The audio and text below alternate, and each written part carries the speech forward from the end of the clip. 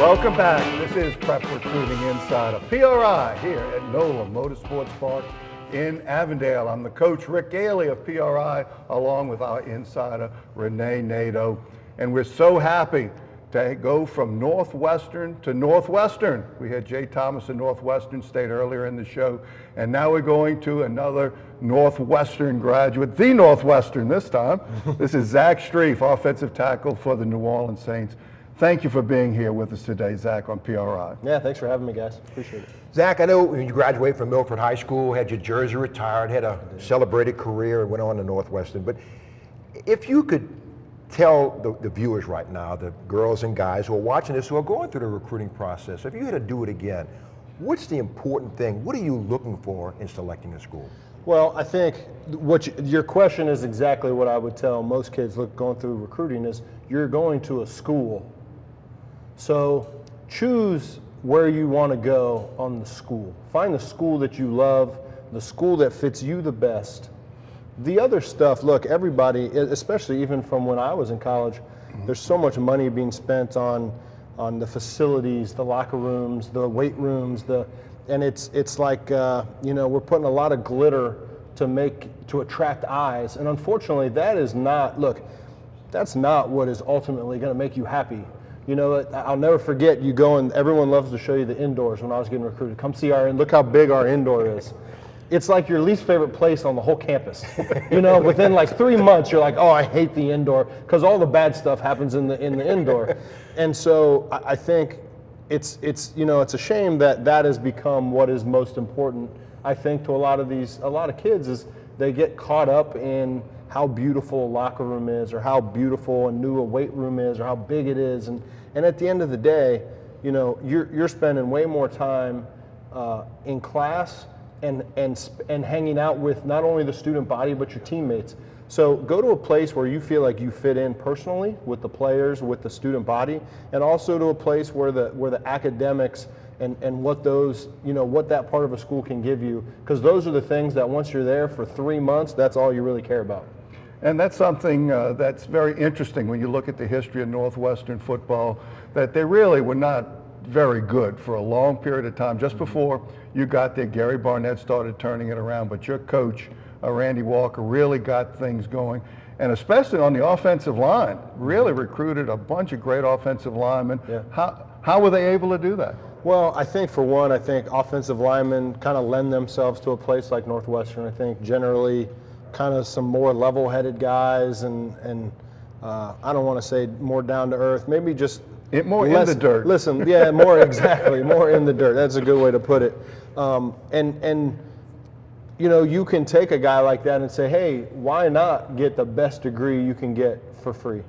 Why not? Well, I mean, because at the end of the day, it's not like the NFL isn't going to come knocking on our door to see if we have anyone good. I mean, we'll hunt out a guy like Jari Evans from Bloomsburg, you know, PA, that no one's ever heard of, you know. So certainly, you know, playing in the Big Ten and having that type of opportunity, I think they got on a run there with enough guys smart enough to realize and, you know, that was best for them. And really, before me, that was the case. And you know, I played with 4 guys that played at least 4 seasons in the NFL on the offensive line at one time. So, you know, that's, you know, certainly a good way to build a program is up front. Zach, if you consider the roster since 1967, you have to be in the top 10 as far as contributions on the field, off the field, in the locker room, in the community. You've adopted the Crescent City. You've taken it upon. And what has made New Orleans so unique and special to you? Yeah, I was told when I moved here by someone, I don't remember who said it to me the first time, but they said New Orleans is the hardest place in the world to move to and the hardest place in the world to move from. And that to me has held so true here. It's a small town and it's a very tight, strong community. And because of that, if you're the outsider, it can be hard to get into that community. You know, it's like we have like a stronghold here.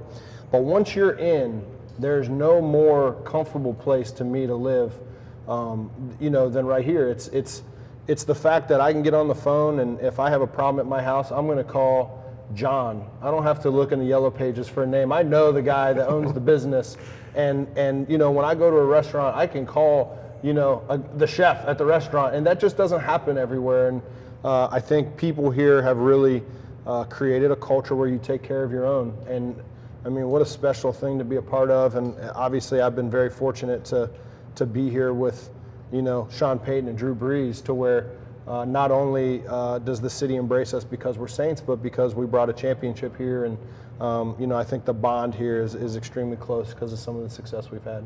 And we really saw that this past week, Renee, with Monty Williams' wife dying, that even though now he's in Oklahoma City, the city really still felt for Monty and his wife. Tulane University is also considered in that echelon of academic school. They're all academic schools, but upper level, such as a Northwestern and a Stanford and a Duke. What can Tulane learn? Curtis Johnson, who you would have been familiar with, being with the Saints, now moving on. He's going to be with the Bears, I believe. What can Tulane learn from what you've experienced, both with the city, knowing what New Orleans has, but also knowing how successful Northwestern has been? Well, for one, I'm a big believer in I think teams are built from the inside out. I think you start with the lines and you build out from there, and it's the fastest way to success. I believe that. You should be able to recruit linemen to Tulane.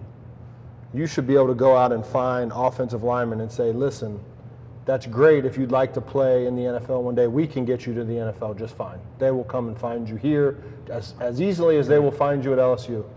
You can also tell them, but when you walk away from here, you have something with real, there's some real substance behind that degree. That's a degree you walk into any interview and you're immediately at the top of the pile. And that's a hard thing, especially in the economic climate and how, it's harder and harder to get a good job anymore. So it's more and more important to separate yourself. And look, if the NFL happens, great. That's a nice perk. If the NBA happens, if Major League Baseball, if pro soccer, if it happens, great. But at the end of the day, you're going to have time after that, and that might not work out. And so you want to have that diploma that separates you from the crowd. Plus, we have the best food in the country. So if you can't build offensive linemen to get to Tulane on those two arguments alone, I mean, I would just feed them to death. I think you probably get them in here. Food, degree, and the NFL. It doesn't get much better than that, does it, That's all you got. That's Zach Strief. We're going to come right back after this timeout. Maybe get into a little football with Zach Strief, great offensive tackle for the New Orleans Saints. This is Prep Recruiting Insider here in the Event Center at NOLA Motorsports Park with the karting area right across the parking lot. Kart Mania 4 on Friday. We'll be back after this.